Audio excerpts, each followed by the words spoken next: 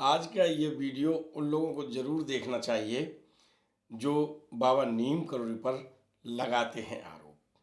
नमस्कार, आप देख रहे हैं धर्मदृष्टि पत्रिका का यूट्यूब चैनल दस्तक मीडिया। मैं विनोद शुक्ल आपको सुनाता हूँ बाबा नीम करोड़ी की अद्भुत गाथाएं। अद्भुत गाथाओं की श्रृंखला में महाराज जी से संबंधित अब तक साहित्य में बहुत कुछ मिला, हमने आपको बताया। और साहित्य से इतर कोई जब बात मिलती है, जैसे नीम करोड़ी धाम में पानी निकला था जो कुआं में, वो खारा नहीं था, और उसके प्रत्यक्षदर्शी यानी जिन्होंने ये कुआं बनवाया था उनके नाती से बातचीत की थी मैंने, और वो भी मैंने आपको बताई। ऐसी ही जब बातें पुराने भक्तों से मिलके मिलती हैं तो उनको बताने का प्रयास करता हूँ। आज एक ऐसे बिंदु पर हम बात करने जा रहे हैं जहाँ लोग कहते हैं, अरे बाबा नीम करोड़ी वो तो बड़े भक्तों के, बड़े आदमियों के गुरुजी रहे, बड़े आदमियों से उनके संपर्क रहे। भाई ये बात बिल्कुल सही है, चाहे मार्क जुकरबर्ग हो, चाहे शंकर दयाल शर्मा हो, चाहे चौधरी चरण सिंह हो, चाहे बीबी गिर, एक लंबी लिस्ट है ऐसी जिन्हें लोग देश में नहीं पूरे विश्व में उनके क्षेत्र में अग्रणी पंक्ति, जो आगे वाली पंक्ति होती है, उसमें विराजमान होते हुए देखा है, और वो महाराज जी के भक्त रहे हैं। ऐसे में महाराज जी आम लोगों के बीच में कैसे करते थे उद्धार, कैसे कृपा बरसाते थे, आज हम लोगों पर भी बरसा रहे हैं। आप देखिए ये वीडियो, और मैं आज आपको एक विशेष वर्ग के बारे में बताने वाला हूं जहां महाराज जी की लीलाएं चली हैं। आजकल तो जब हम लोग बस से उतरे तो ई रिक्शा हाजिर होता है, कहीं उसे टुक टुक कहते हैं, कहीं ई रिक्शा कहते हैं, कहीं मिनी मेट्रो कहते हैं। तो लेकिन उस समय का मतलब सन 1973 के बीच की बात मैं बता रहा हूँ। हालांकि ये अभी तक रहा। 3 पहिए की साइकिल देखिए ना, नहीं देखी? अरे भाई 3 पहिए की साइकिल यानी रिक्शा, 2 पहिए की साइकिल साइकिल, ठीक है ना? तो रिक्शा वालों से महाराज जी के क्या संबंध थे और कब किन पर कितनी कृपा बरसाई, उनके अनन्य भक्तों के साथ रिक्शा की क्या कहानियां हैं, चलिए हम आपको लिए चलते हैं। सबसे पहले कैंची धाम। कैंची धाम में महाराज जी विराजमान हैं। संध्या का वक्त है, भक्त मिलके चले गए हैं। जीवन बाबा महाराज जी के पास बैठे हैं। थोड़ा सा अंधेरा गिराया, सांध्य काल की जो दैनिक जीवनचर्या होती है आश्रम की, वो हुई। और जब थोड़ा रात गहराई तो महाराज जी ने कहा, चल घूम के आते हैं। और जीवन बाबा और महाराज जी दोनों लोग चल दिए, आगे आगे महाराज जी, पीछे पीछे जीवन बाबा। अचानक महाराज जी, अरे बड़ा दर्द हो रहा है, तू ऐसा कर रिक्शा लिया। रात गहरा गई थी, आवागमन सड़क पर कम हो गया था, ऐसे में रिक्शा वाला भी नहीं था और रिक्शा वाला नहीं मिला। जीवन बाबा इधर उधर गए और रिक्शा वाला नहीं मिला। जब महाराज जी से जीवन बाबा ने कहा कि रिक्शा वाला नहीं मिला, तो महाराज जी ने कहा, तुझे दिखता नहीं, रिक्शा नहीं मिला? जीवन बाबा का माथा ठनका, बोला रिक्शा स्टैंड में रिक्शा तो खड़े थे, रिक्शा वाला नहीं मिला। जीवन बाबा पलटे और रिक्शा स्टैंड से एक रिक्शा निकाल के आ गए, बोले चलो साहब। महाराज जी रिक्शे पे विराजमान हो जाते हैं।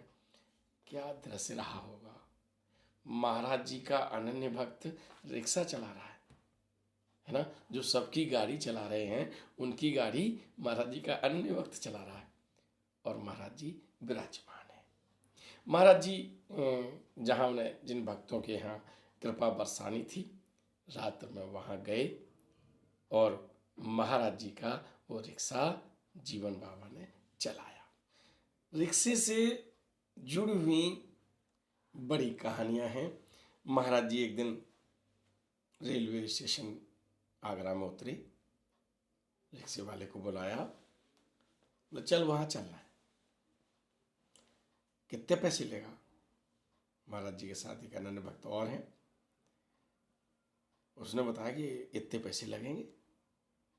महाराज जी ने इतने पैसे नहीं लगते हैं, इतने पैसे लेगा, इतने पैसे लगेंगे।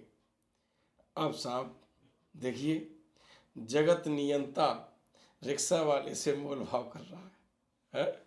और अब बात पट गई, रिक्शा वाला भी तैयार है और महाराज जी जो देना चाहते हैं उसमें हो गए। बैठ गए साहब रिक्शे पे, और जब जहां उतरते हैं तो जो मोल भाव कर रहे थे उससे 10 गुना पैसा उसकी जेब में रख देते हैं। देखा कैसे कृपा बरसाते हैं। ये देखते हैं क्या ये कृपा पात्र है।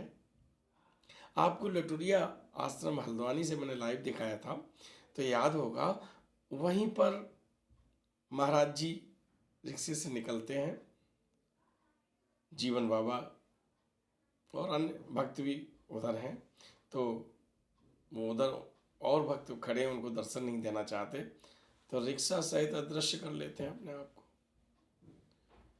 चलते हैं और जेब में जो कुछ हुआ मुट्ठी भरी और लो निकाल के दे दिया। ये उनकी जीवन शैली रही। अब एक बार की बात है कि वो जा रहे हैं अपने भक्त के यहाँ, रिक्शे पे बैठे हैं, रिक्शा से उतरे, बोले कितने पैसे देने। बोले हम साधुओं से पैसे नहीं लेते। महाराज जी ने जितने जेब में थे निकाल के कर दिए।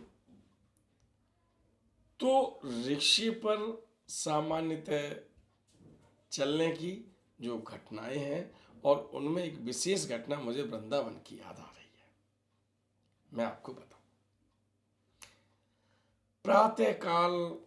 प्रातःकाल क्या, ब्रह्म मुहूर्त चल रहा है, प्रातःकाल होने को आतुर है, और महाराज जी ने अपने अनन्य भक्त हरि शर्मा को आवाज लगाई, हरि, और हरि दौड़े चले आए। आज चाय नहीं पिलाएगा। देखिए कहानी में एक नई चीज है, महाराज जी चाय पीते थे ये आप जान रहे हैं। महाराज जी ने हरि से कहा कि आज चाय नहीं पिलाएगा, और हरि महाराज जी के अनन्य भक्तों में किशोरावस्था है, महाराज जी की सेवा कर रहे हैं, एलादपुर के रहने वाले हैं। अब मैं आपको बताऊंगा कि किन के लड़के हैं क्या है, ये सब बात बाद में। तो हरि ने तुरंत अंगीठी जलाई। पहले अंगीठी हुआ करती थी, उसमें कोयला डाला जाता था, फिर उसमें नीचे से आग लगाई जाती थी, फिर ऐसे पंखा करते थे तब उसमें से आग लगती थी। आग मतलब कोयले दहकते थे, और उस पर केतली रख के या भगोना रख के चाय बनाते थे। आजकल क्या है कि रखा, खट से लाइटर दबाया, गैस पर चाय बन गई, अलग अलग। मैं तो उसी काल में आपको लिए चलता हूँ। हरि दादा चाय बना रहे हैं, मैं तो उन्हें दादा ही कहूँगा। तो और महाराज जी बैठे हैं, ठंडक का मौसम है, तख्त पे बैठे हैं, कंबल ओढ़े हुए, उनकी भी एक वहाँ अंगीठी रखी है, और हरि दादा चाय लेके आते हैं। एक कुल्हड़ में महाराज जी चाय पी रहे हैं, और एक कुल्हड़ में हरि दादा पी रहे हैं। हरि दादा चाय से संबंधित और भी किस्से हैं, मैं सुनाऊंगा आपको, लेकिन आज ये रिक्शे वाली कहानी सुन लीजिएगा। बड़ा दर्द होता है इनकी जिंदगी में, रिक्शे वालों की में। ये बाद में बताऊंगा, चलते चलते कुछ और बातें बता दूंगा। लेकिन यहाँ पर महाराज जी चाय पी रहे हैं, हरि दादा अपना कुल्हड़ में चाय पी रहे हैं, और फिर बोलते हैं, अरे जा रिक्शा लिया। हरि उठते हैं, हरिदादा रिक्शा ले आते हैं और महाराज जी बैठ जाते हैं। महाराज जी खूब लंबे तगड़े, अरे हम तो से हमसे ज़्यादा थे यार, कैसी बात कर रहे हो तुम। हाँ, तो महाराज जी जैसे ही रिक्शे पे बैठे तो अकेला पूरा गिर गया रास्ता, सीट गिर गई। हरिदादा उनके चरणों में जो पायदान है वहाँ बैठे हैं। अब महाराज जी बोलते, क्यों ऊपर क्यों नहीं बैठता? हमारी कहते, जगह तो तुमने गेल ली साहब, और हम तो हैं जगह। और देखते देखते महाराज जी का शरीर सिकुड़ जाता है और सीट लगभग आधी खाली हो जाती है। बोले, तो दिखाई ना पड़ रहा हुआ है, देख।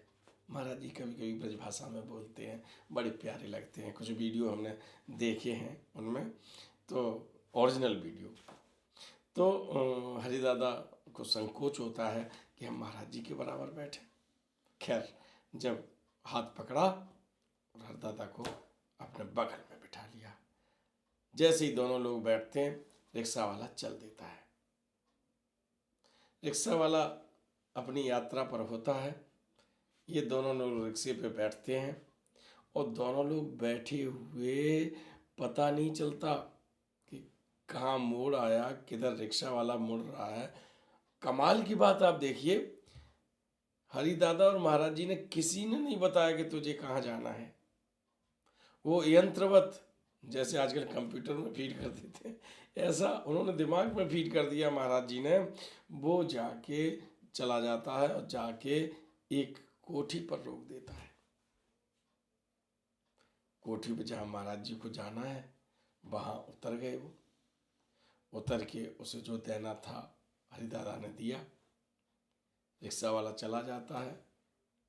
देखिए, पता नहीं किस किस का उद्धार कर दिया। जिसके रिक्शे पे बैठ गए उसके पापों का अंत हो ही गया, क्योंकि जगत नियंता बैठा है आपके उस गाड़ी में, तो आपके जीवन की गाड़ी क्या उसने पार नहीं की होगी? बिल्कुल की होगी, ऐसा मुझे विश्वास है। अब महाराज जी उस कोठी के आगे उतरते हैं और अंदर जाने लगते हैं। एक खूब मोटा ताजा मूछें ऊपर किए हुए, अरे कहाँ जा रहा है? आवाज जैसे लगाई, महाराज जी ने कहा, अंदर जा रहा। बोले, नहीं अंदर नहीं जा सकता। लाठी लिए हुए हैं। उन्होंने कहा, नहीं जा सकता, नहीं तू भाड़ में जाए। यानी वो जो चौकीदार था उसने अपना रौब दिखाया। महाराज जी ने चल छोड़ो, और महाराज जी उन्हीं पैर, उल्टे पैर कहते ना, उल्ट पैर घुमाए और बाहर निकल गए। देखते क्या है कि हल्की सी लालिमा हो रही है प्रातःकाल की, और कड़ाके की सर्दी है। सर्दी और प्रातः बेला, तो ऐसे में लोग क्या करते हैं, सड़क के पास अलाव जला लेते हैं और लोग अपना तापते हैं, समय काटते हैं कुछ लोग। अब वहाँ पे कुछ लोग बैठे हुए हैं। महाराज जी ने भी अपना कंबल समेटा और वहीं जाके तापने लगे। हरिदादा बताते हैं, आपको लगा पकड़ गए हम, आप पकड़ गए। ये हरिदादा से बात हुई है ना, दिखाएंगे आपको। तो हरिदादा भी वहीं बैठ जाते हैं। बताते जल्दी में महाराज जी ने ढंग के कपड़े नहीं पहनने दिए, शर्ट और बनियान पहने थे, उसी में लेवा लाए थे। अब आग के पास बैठ के बड़ा आनंद आ रहा है। वहाँ जो लोग पास में बैठे हैं, कैसे कैसे उद्धार होता है। पास में बैठे हैं लोग, उनमें से एक पूछे था, अरे काय बाबा, तू तो इतो मोटो कंबल ओढ़े हैं, तो ठंड लगते है? महाराज जी कहते हैं, हाँ लगते है। और थोड़ी देर उनके पास अलाव तापते हैं और फिर महाराज जी हरि को इशारा देते हैं। हरि समझ जाते हैं कि महाराज जी अब जाना चाहते हैं यहाँ से। एक रिक्शा फिर बुला लिया जाता है और रिक्शा पे दोनों लोग बैठ जाते हैं। अभी जो पहले रिक्शा किया था उसे ये नहीं बताया था कहाँ जाना है, लेकिन वो रिक्शा वाला चालाक था भाई। चालाक तो वो भी था जो बिना बताए पहुंचा दिया। प्रभु की कृपा है। रिक्शा वाला पूछता है, कहाँ जाओगे? हरिदादा कहते हैं, अटल्ला चौकी। अटल्ला चौकी के पास एक बाबा नीम करोली का आश्रम है, वहाँ जाना है। तो वो अपने रिक्शे पे बैठते बैठते कहता है, अरे जू बाबा तो वृंदावन में टॉप पे चल रहा हुआ है। अब उन्हें पता ही नहीं जिसकी बात कर रहे हैं वो रिक्शे पे बैठा हुआ है। महाराज जी ने हरि दादा की जांग को हल्के से दबाया। उन्हें सोचा कहीं हरि कह न देगे जी टॉप पे चलने वाले बाबा जाई पे बैठे हैं। तो रिक्शा अपनी बात कहता है कि अरे रिक्शा वाला के, अरे साहब वहाँ तो बड़े बड़े लोग आते हैं और विदेशी आते हैं, गोरी गोरी मैम आती हैं वहाँ पे, और बड़े उन हनुमान जी पक्के हैं और हनुमान जी बहुत सच्चे हैं, और बाबा तो ऐसे हैं जो कुछ कह देते है सो ही पूरा हो जाते है। अब ये बातें महाराज जी सुन रहे हैं, हरि दादा सुन रहे हैं, और वो अपना रिक्शा चलाता हुआ ये बातें भी कहता है। पास में ही अटल्ला चौकी है, अटल्ला चौकी आ गई। अटल्ला चौकी से मुड़े, ये पता है वृंदावन आश्रम का, जब कभी जाओ तो अटल्ला चौकी आज भी पूछे कि जगह तो वही है। तो अटल्ला चौकी के पास जब आश्रम पर रुके और जैसे ही महाराज जी रिक्शे से उतरते हैं, वहाँ और भक्त खड़े होते, वो सब पैर छूने लगते। अब वो देख के दंग रह जाता है कि जिनके बारे में हम ऐसी बातें कर रहे थे, महाराज जी तो यही है। अब वो पैर छूना चाहता है, तब तक और भीड़ लग जाती है, तो वो जो है नहीं उन तक पहुंचता है। तो रिक्शा वाला जब उनके पैरों को छूने में असफल होता है तो क्या करता है, वो अपना रिक्शा है सीट को कभी नमाता है, कभी उस सीट को चूमता है, अपने हैंडल को पैर छूता है। अब विधि का विधान तो आप जानते हैं, वो तो सब देख रहे हैं, सबका हिसाब बता देते हैं। तो ऐसे में हरिदादा उसका किराया देने जाते हैं। तो वैसे ही महाराज जी हरी क्या मतलब इशारे से बोलते कितने पैसे, तो वो बताते हैं जो भी देना था। हाँ जाए सब दे दे, जूई तो कह रहे हुए आज टॉप पे चल रहे हुए बाबा, और बाबा खिलखिला के हंस पड़ते हैं। हरिदादा को आदेश मिल गया था, हरिदादा की जेब में जितने रुपए थे वो सारे रुपए, एक पैसा नहीं छोड़ा जेब में, सारे रुपए रिक्शा वाले को दे देते हैं। हो गया ना उद्धार, तन से मन से धन से भव सागर से, ये उद्धार सबसे बड़ा है। तो मित्रों जब कभी आपको लगे कि इस जगत नियंता की गाड़ी आपको चलानी है, तो मन स्थिति से आप महाराज जी को अपने, आपके पास बाइक है बाइक पे बिठा लो, आपके पास कार है कार पर बिठा लो, हवाई जहाज में उड़ रहे तो मानो महाराज जी बैठे हैं मेरे पास, और उन्हें बिठा के जब गाड़ी चलाओगे तो भवसागर आपका पार ही हो जाएगा। रामचरितमानस में ये कहा था जब केवट से, केवट ने कहा था कि हम तुम्हें यहाँ पार कर रहे हैं, तुम हमें वहाँ पार कर दे। तो कभी कभी जब ऐसा होता है जीवन में, तो आप ध्यान रखें कि इस संसार से जीवन का उद्देश्य भी यही है कि भवसागर से गाड़ी पार हो जाए। तो मित्रों आज मैंने आपको बताया कि महाराज जी जो जिन्हें बड़े भक्तों का, बड़े लोगों का बाबा कहा जाता था, बड़े लोगों का महाराज कहा जाता था, वो कैसे कैसे निर्धन तबके के लोगों का उद्धार किया करते थे, जिसमें हमने विशेष रूप से रिक्शा वालों की आज चर्चा की।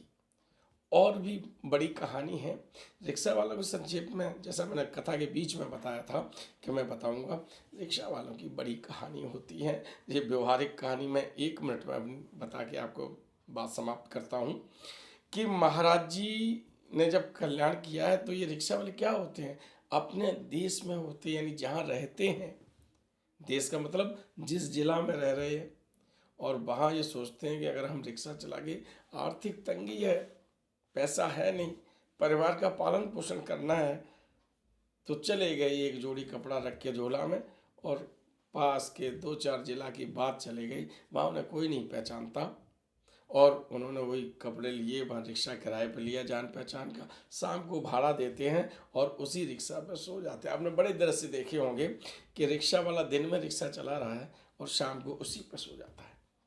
3 पहियों पे जिंदगी चलती है, हाड़ तोड़ मेहनत करते हैं। और कभी कभी तो ऐसा भी होता है कि कुछ लोग जिन्हें ऊपर वाले से डर नहीं है, उनके रिक्शे पे बैठे अपने घर पहुँचे और बिना पैसे दिए वापस कर दे, उनकी भी बेईमानी कर लेते हैं। तो जगत नियंता तो सब देख रहा है। तो मित्रों, जब कभी आपको लगे कि इन लोगों की सहायता भी करें तो सहायता कर देना। अगर आपके नज़दीक या आपके जानने वाला कोई ऐसा हो जो ऐसे लोगों को कहीं प्रताड़ित करता हो, तो उसे राय तो हमेशा दे देना, ठीक है ना। तो मित्रों, आज बड़ी देर से हम आपको बता रहे हैं, तो आप समझ गए होंगे कि महाराज जी सबके हैं, सबके थे और सबके ही रहेंगे। तो हमेशा याद रखना कि ऊपर वाला जब कृपा बरसाता है, महाराज जी जब कृपा बरसाते हैं तो सब पे समान बरसाते हैं। केवल आपको अपने मन में भाव अच्छा रखना चाहिए। चल पड़े आज, चलिए फिर मिलेंगे। और कहानी है रिक्शा वालों की, रिक्शा वालों के साथ की महाराज जी की, फिर कभी किसी एपिसोड में बताएंगे। आज राम।